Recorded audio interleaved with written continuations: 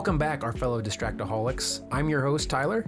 And I'm Morgan. And today we're wrapping up our Conjuring trilogy with The Conjuring 3, The Devil Made Me Do It. Ooh, spooky.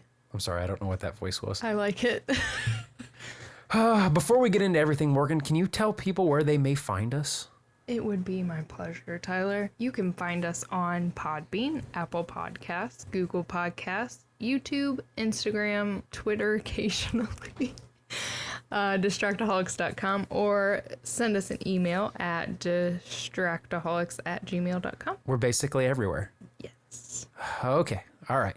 Let's just Conjuring 3. get down to it. Yes. So we're wrapping up. We've talked about all these movies, talked about the first Conjuring, the second Conjuring. Now, finally, the third Conjuring. This is a brand new movie, just came out in June. And we basically got the same characters. We've got Patrick Wilson playing Ed Warren, Vera, is it Farmiga, as Lorraine Warren, and then some less notable actors, but you may recognize some of them. I'm going to butcher this. I'm going to guess it's Raori O'Connor playing Arnie, Sarah Hook playing Debbie, Justin Hilliard playing David Glatzel. Julian. What'd I say? Justin. I did? Yeah. Oh my gosh. Oh man. It's all right. This is going to go really poorly tonight. No, it's not. It's fine.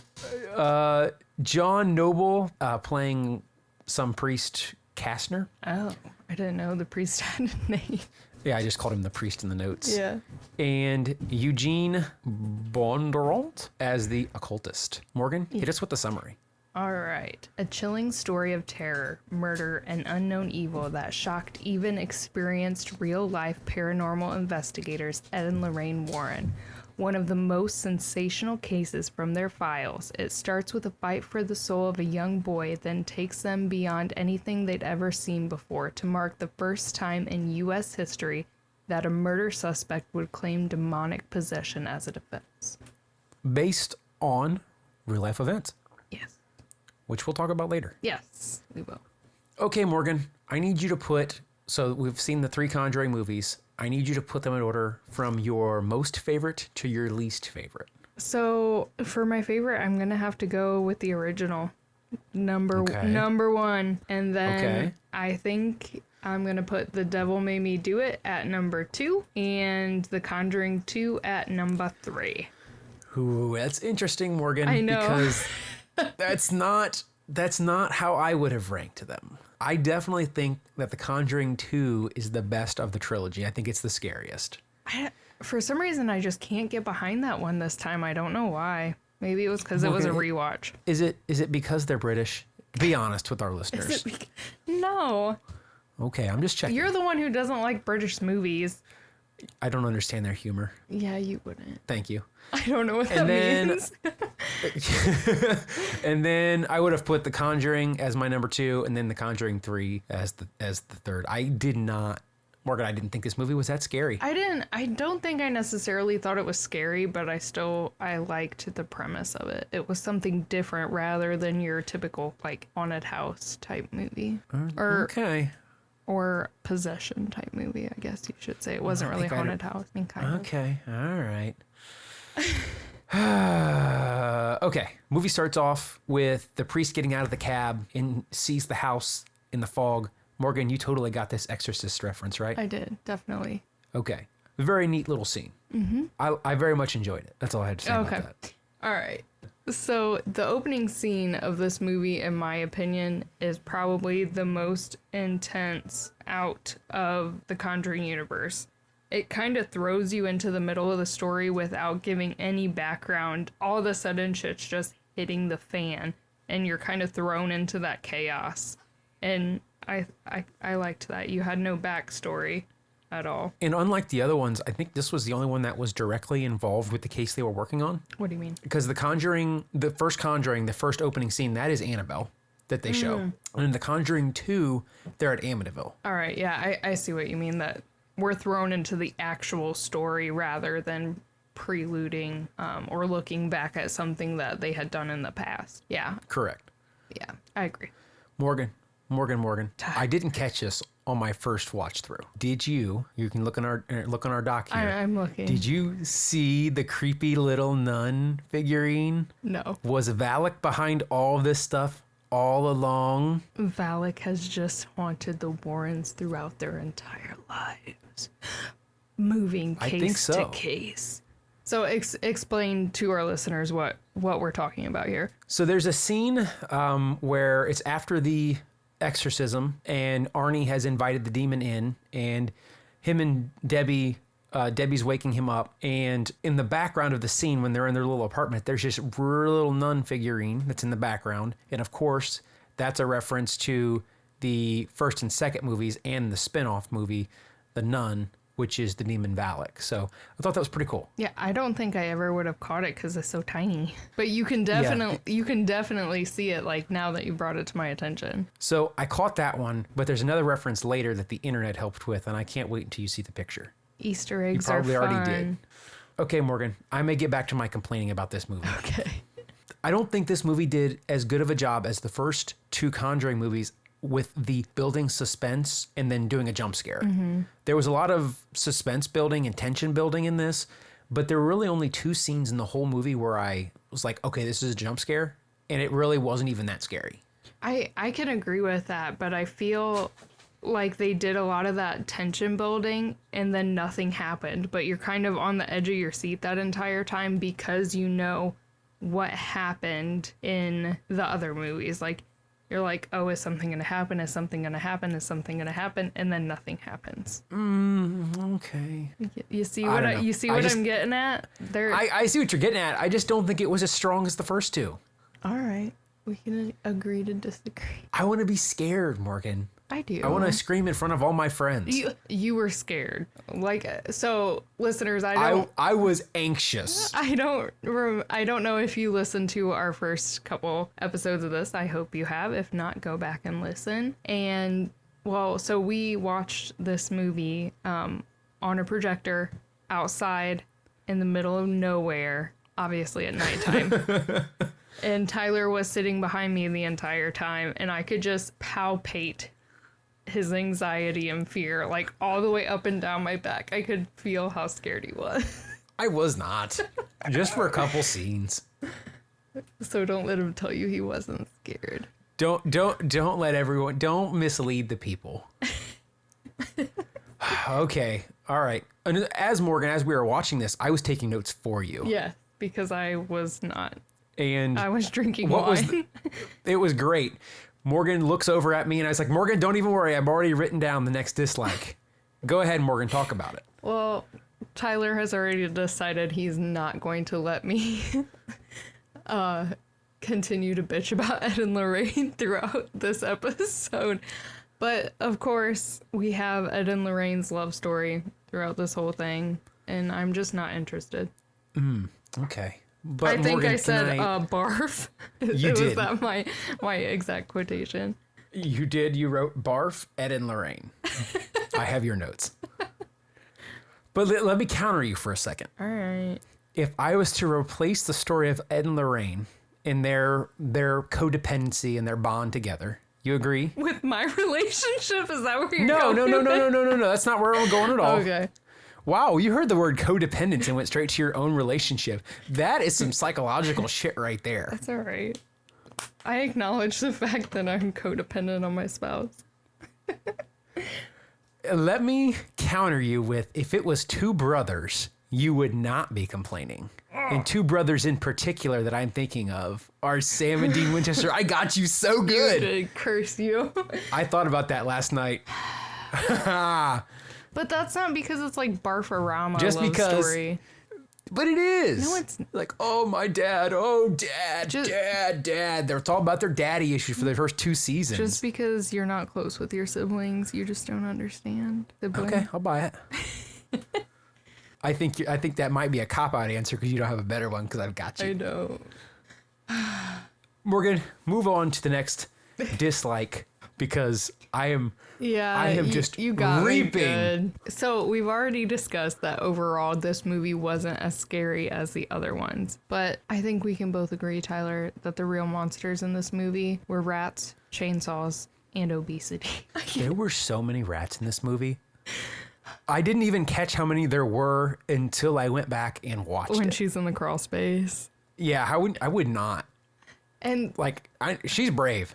that's another complaint I'll have. Like, I feel like the rats in the crawl space looked very animatronic, and I feel like they could have done a lot better with that because of technology now. I don't know. They looked really fake to me. Interesting, because I looked at a couple of them and went, that looks real, and I hope they're not real rats, because otherwise Vera deserves a raise. So sometimes you want to make the animals look a little fake so you don't upset PETA. That's what you It's have. true. You have the tagline at the end that no animals were harmed in the making of this movie. I know, but people get real hyped up about that stuff, including yours truly. Well, no one likes when a dog dies in every horror movie that ever was. Why? Why do we have to hurt any animals? If you do like that, you are seriously messed up and not our friend. And Reddit will find you. And Reddit will find you and make you pay. I didn't think the chainsaw scene was scary either, Morgan. Oh, no, but being up in a tree with a chainsaw and knowing what could occur, that's scary. I'm more afraid of falling out of the tree than I am cutting my arm off with a chainsaw. While you're falling out of the tree. Or I'll hurting. throw the chainsaw. Yeah, while you're falling. That's your first reaction, is to throw things, not grip onto things, right? It's like this. Yeah, Throw. I don't think so. All right, get to our next Easter egg, please. Okay. This one I caught whilst we were watching the movie the first time. You did. You pointed it out to me, and I totally missed it.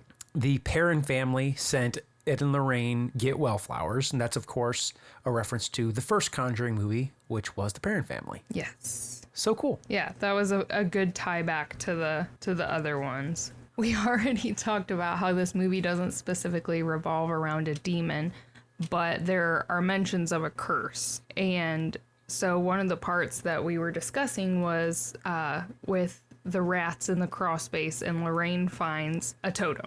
What are your opinions of the totem? We kind of discussed that we didn't really find it scary because we didn't find the entire movie scary because it was more of a curse than a possession. It wasn't, I don't know, I was completely, they were setting that scene up. There was so much tension, and then, just like you said earlier, nothing happened. Yeah. It felt like a huge letdown to find this cursed object, and it wasn't even that big of a reveal. But you might have even brought this up whilst we were talking. I don't understand. There's a curse, but they're also summoning and conjuring a demon. So I feel like those two things are being intertwined unfairly. I think they're actually different things. Yes, I completely agree. They said that, oh, your family is cursed. But then they're like, oh, just kidding, this lady summoned this demon to wreak havoc or whatever. And I mean, if summoning the demon was part of the curse, they could have correlated that better together, in my opinion. To me, this movie felt like, I don't know, it felt like they were making a movie and then they switched what they were doing. Well, and now that we're talking about it, I feel like there are so many random things thrown into this movie that aren't really relevant to the main plot, which the curse being one of them, and then the missing girl. That was, yeah, it was just unnecessary. It made the movie longer, and it didn't even make sense. You're right. It felt like it felt out of place. It just had nothing to do with it. I don't even, like, looking back now, I don't even know how it was relevant to the storyline. It wasn't. Like, why'd the girl even go missing? Because she got one of those totems. Okay. See, I don't even remember that. That's not even memorable to me. It felt irrelevant. And just kind of shoved in there, I guess. Morgan, you had to point this out to me again. Of course. As every time. Which I don't understand. Okay. So one thing that I really enjoyed about this movie and this entire series is how well they do music. To build the tension, to set the atmosphere. That's something that I really enjoy about movies. It doesn't really matter what type of movie, but the music, the sound effects, that is all incredibly important to me. And I don't understand, Tyler, how you miss it every single time. It's just that's a good thing though, Morgan. It means it's just in the background. It's just part of the immersive experience. It's just something I really pay attention to it. All right. Do we have another Easter egg for you to throw at me? Yes. Okay, I did not catch this one. This was the internet. Thank you, the internet. In particular, the Reddit. I was going to say, was it Reddit? Because Reddit. Yeah, it was. As one does, I went to validate myself. So Disciples of the Ram is the cult that they're talking about that this occultist was a member of, or the priest had done some research with, and we find out later that the occultist was involved with whatever. So Disciples of the Ram was the cult that Annabelle Higgins was a member of. And Annabelle Higgins is, of course, from the Annabelle movie. So there was another tie back there to another movie that's in the Conjuring universe. I did not remember at all. I don't remember Annabelle. I know I liked it. I really enjoyed it. I think I liked the whatever that one is. Annabelle the Beginning or Annabelle the... So it's funny you mentioned that, because just today I thought the same thing. I was like, there were 3 of these movies and I remember exactly one of them. I remember, yeah, I don't know. I don't remember the cult thing at all. So yeah, it was basically at the beginning of the movie and then that was it. Huh. I need to rewatch them. I'm sure I will rewatch them at some point, just because this universe, it's a fun thing to watch and to pay attention to. You talked about tension building moments. There is one moment where I was super on edge when Arnie's cleaning after he's in prison. Yeah. Morgan, take us into that scene. So we watched this movie after I was listening to another podcast that I listened to called Horror Cafe, and they recently did an episode about the original Conjuring. So I was listening to that, and in that they talked about how in that episode or in that movie, there are often times when you're looking into a shaded place when it's like in a really dark corner or something, and you can't exactly see anything. It's just really, really dark, but you know you're supposed to be seeing something, so your mind kind of plays that trick that you're seeing something and you're not seeing something. They did that again with this scene when Arnie is in the prison and he's in the cleaning ward and he's looking into a corner and it's just pitch black and you can't see anything, but you know he's seeing something. And I really like how that makes your brain, like, kind of plays tricks on your brain that you're seeing things, but there's nothing there, because that happens in real life if you think about it. Yeah. Well, it's the what you build in your mind ends up being scarier sometimes than what you actually see. So in that exact scene, you're sitting there going, "Oh my God, what am I supposed to see? What am I supposed to see?" And then we don't see anything. And then there's nothing there, but yeah, your mind's like, "Was there something there and I just totally missed it?" Or but then he turns around. And then it's there. Then there was something there. Yeah. Sweat. That one did get me. Morgan. Yeah. Morgan, I have another Easter egg. But this one's a little subjective. This was also on the Reddit. The occultist, we find out, is the priest's daughter, blah, blah, blah. Didn't really care for that story. Yeah, I didn't see the point. Now, there's this photo from 1952. And in the back of the photo, the internet noticed something. Morgan? Mm-hmm. I want you to analyze the photos. Do you see a nun in that photo? Because I sure do. I see the Virgin Mary, patron saint of all human beings. But that's the thing. You see something with a habit or something like that over their head. You see that. You see where I'm getting that at. But it's okay. Mary, it's the Virgin Mary. So she's watching over this young lady. So we know. I'm just completely glossing over your comment. It does though. Look at it, like you see, like in like all the pictures, how it has like her face real little, and she's got her little blue. I know she would appear as Valak would appear as a mocking of Catholic religion. Yeah. Okay. All right. But, I see where you're going. So the photo is from 1952, which is when the nun takes place. So what photo is this? Is this like one of the photos that they play at the end? No, this is in...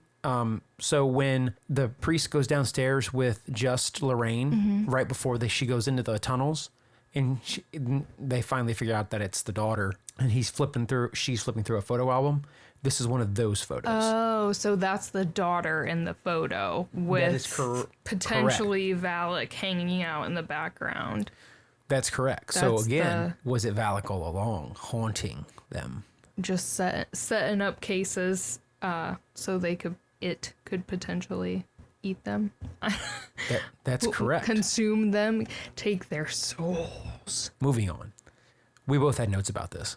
Mm-hmm. Except we put different movies. We did. It's interesting that our brains went to different places. So I thought when Ed was in the tunnels and was dragging around the sledgehammer, immediately I was like, oh, that's like The Shining, right? That's Jack. What's what he's doing at the end. That's when he's completely lost it. But you had a different movie that came to mind. Yes, I thought of the movie The Crazies, which I've only ever seen once, so I don't remember a whole bunch about it. I just remember that there's one scene where someone is dragging a pitchfork across the ground. I think it's like actually the movie poster, and so I think that's why it came to mind. But that's what I thought of when he was dragging the hammer around. And my last gripe, Matt complained a lot about this movie. This is a role reversal.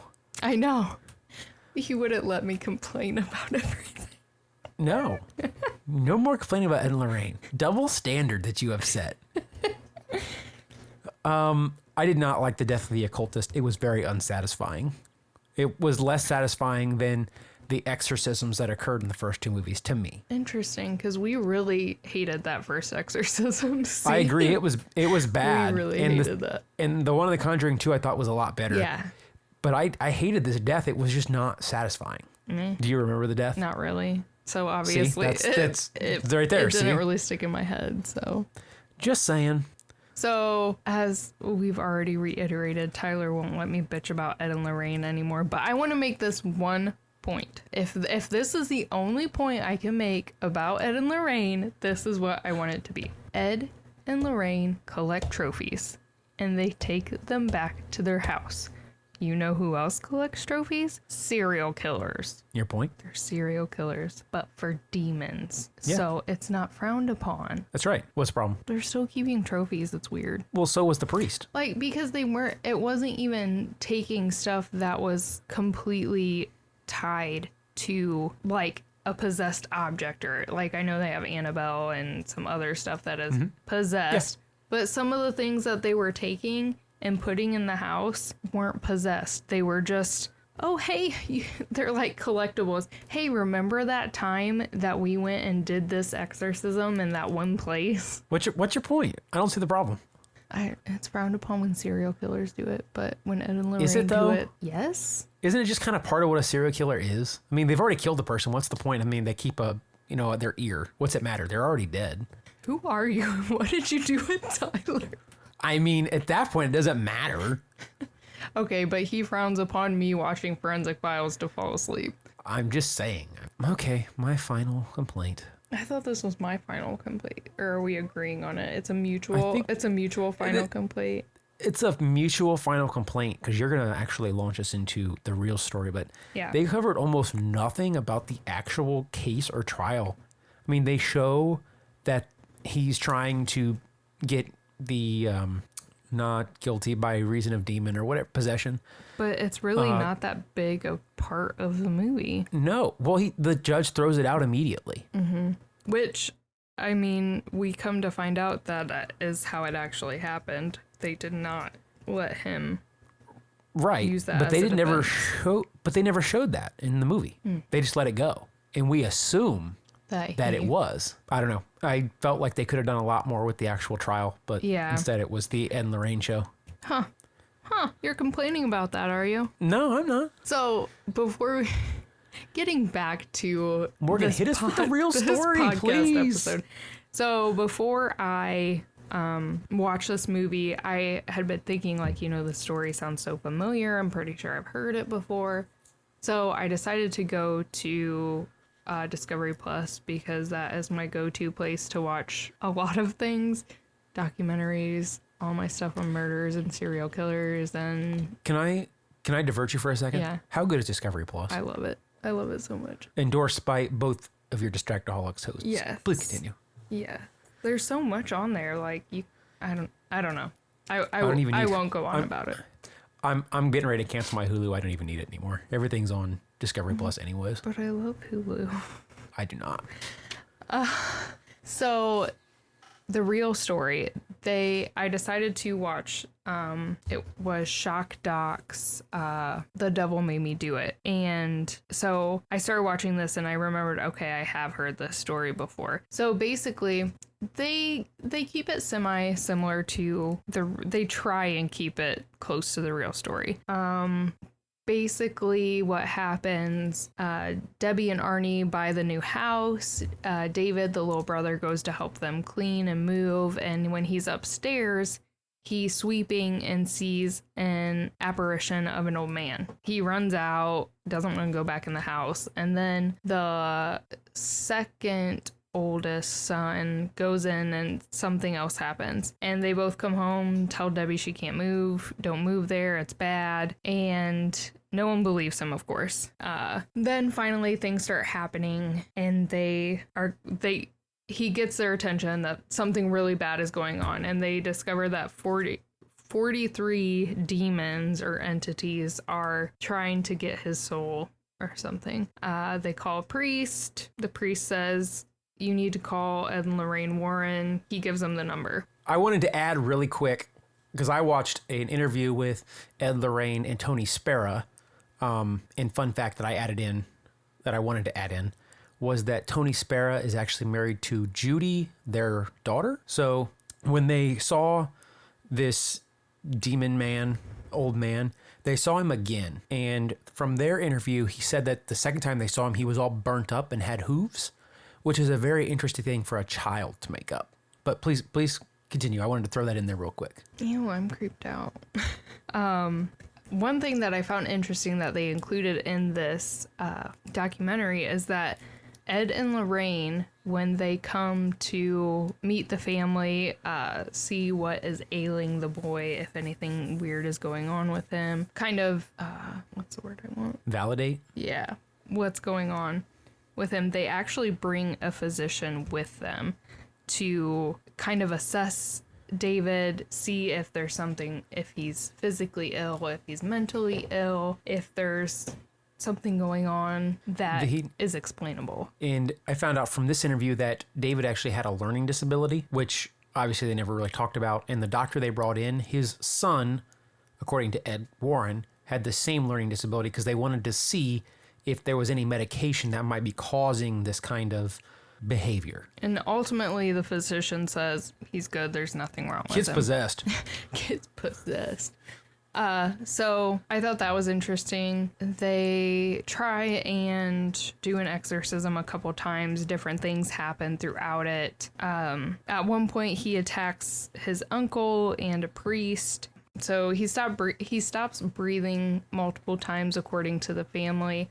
But on all these occasions, the mom goes out of her way to make sure that she records all these possessions. I thought that was kind of fishy, because if my son is having this fit, this attack, something incredibly scary is going on with him, it wouldn't be my first thought was, oh, I gotta record this, or I gotta take note of this. I understand that they were trying to get proof for an exorcism and that type of stuff, but in that type of situation, I feel like your first reaction would be to make sure he's okay and do everything you can to stop it in the moment. To help? Yeah, rather than be like, oh, I gotta record this. I gotta get this on tape. I gotta get this. Which is interesting because the Conjuring 2, the mother does that a lot too. She gets the recorder out and makes sure that she's recording all this evidence. Well, and now that oh God, this is going to be bad. Now that I'm thinking about it, that is kind of our reaction though. Like in current times, if something interesting, exciting is happening, what's the first thing a lot of people do? Grab their phones to record it. I rush to help, but that's just me personally. Well, I would think that if it's a mother in this type of situation, obviously they wouldn't be grabbing their phone and trying to record it right away. I hope that's not what they would be doing, but get the salt, get the holy water. Don't grab your phone if your child is possessed. All right, so basically that's what happens with David. And as shown in the movie, Arnie says, take me instead, and the demon goes into him. And the Warrens tell him, you need to be careful. The demon may show up later. At first, everything's normal. Him and Debbie get an apartment. at just above the kennel where Debbie works, the landlord / boss is their friend. According to the interviews with Debbie and Arnie, they were partying with the landlord. They got into an argument.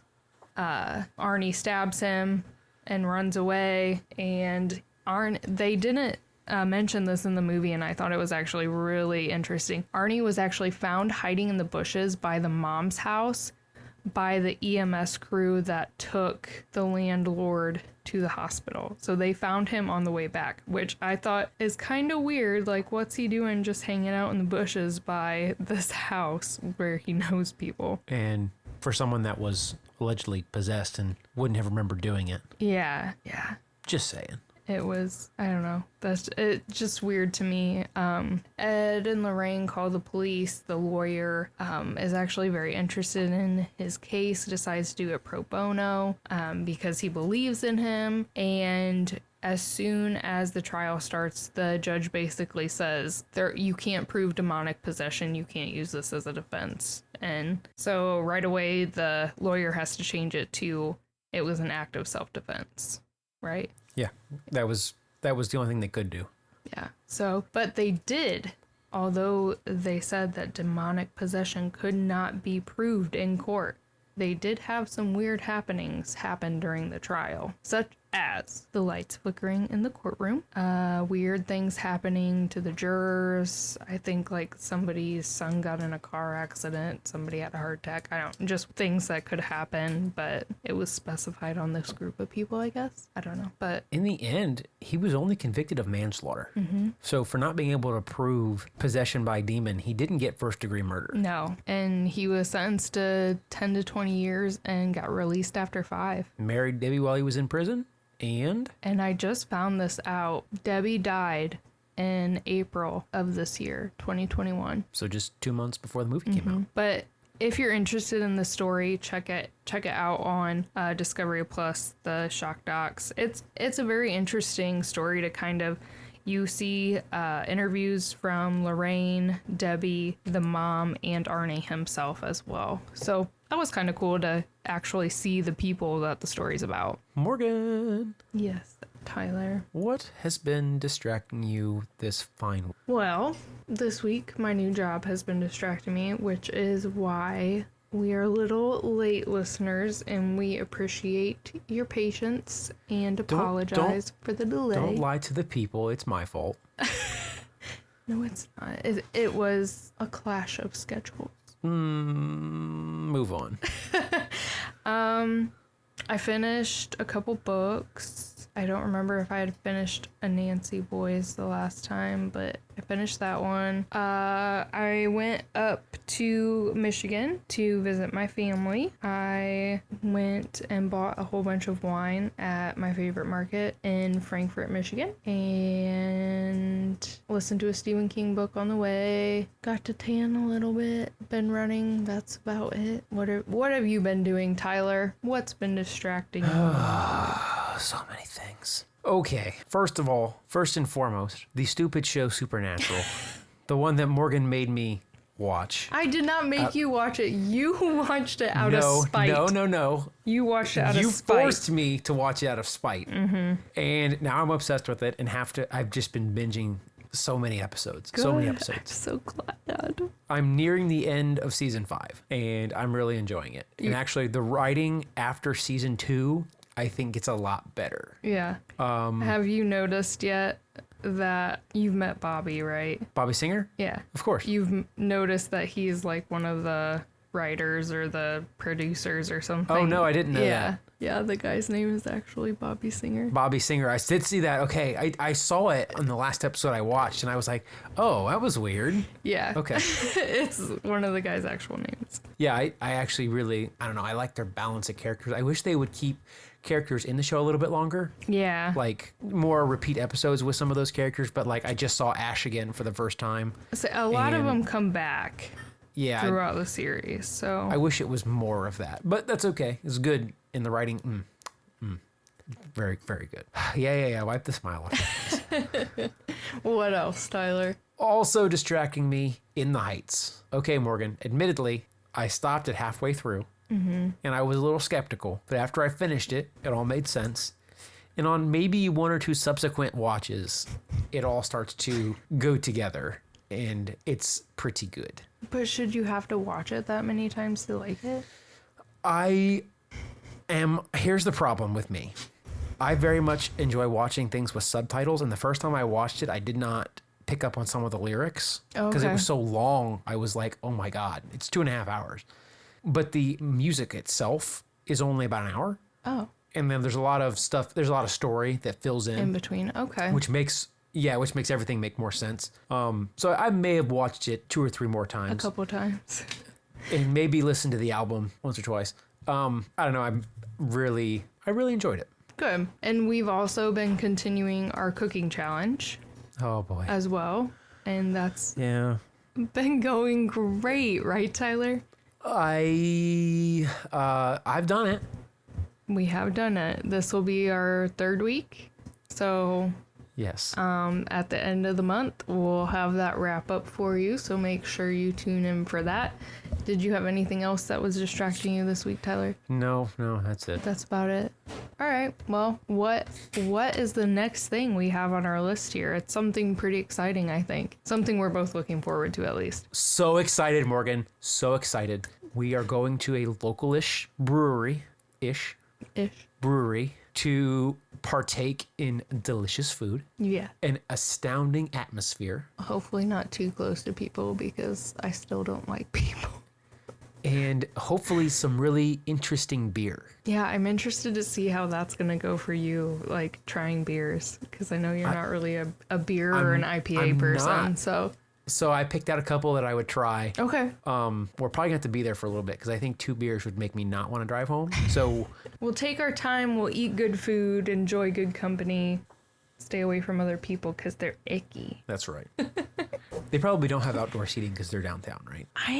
That's more of a... I don't recall any outdoor seating the last time I was there. Yeah, I didn't think so. All right, well, that is our wrap-up of the Conjuring trilogy as it is right now. We hope you have enjoyed diving into this universe as much as we have, and thanks for listening. Make sure to check us out on social media. Send us an email. Think of fun things for us to do, whether it be an episode, a monthly challenge.